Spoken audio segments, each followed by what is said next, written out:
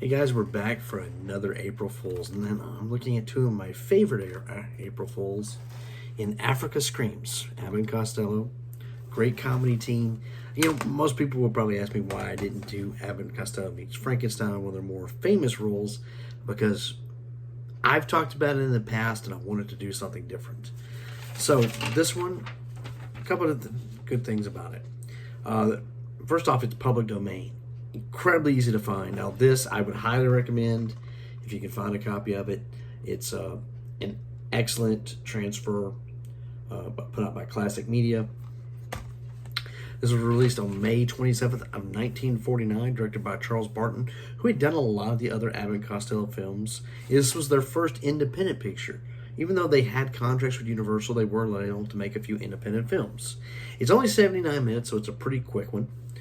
And the story focuses on a couple of booksellers that they're approached about a map that was in a book.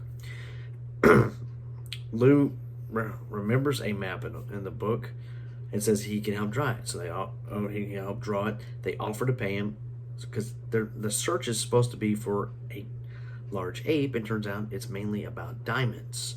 What the movie's got going for it is a really good cast. A lot of the cast members popped up in like the Abbott and Costello show and other things. Shemp Howard, one of the Three Stooges, is plays Gunner, which is supposed to be a marksman shooter, but he can't see anything. It's hilarious. He's got these really thick glasses on. Joe Besser, was also a Stooge. This is the only time in history that these two ever crossed in a film or anything. Plays Harry, which is kind of like a bartender or a butler, I guess you would say, for Diana, who's also another Abbott and Costello regular, played by Hilary Brooke. I'm not a Joe Besser fan, never have been, but he probably has his best joke in history in this movie, which I won't tell you what it is. You just have to watch it. So, I mean, they head on to Africa, and then chaos ensues. A lot of great gags in this. It's just a funny movie. A lot of breaking in the fifth wall. And in only 79 minutes, again, you can get this one out pretty quickly, even at night. Budget of $500,000. It made back $1.5 million. It went a little over budget, but it still turned a profit. Abbott and Costello at this time was one of the most popular comedy teams in the world. So it's definitely worth seeing. And I'm going to, instead of just posting a trailer, I'll post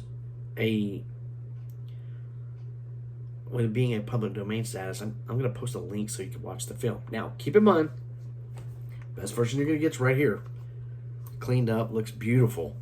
But if you're just looking for some cheap entertainment, I'll post that so you can check it out. It's a fun film, clean, family friendly, and I think everyone should see it at least once. All right, guys, take care and go watch two of my favorite April Fools.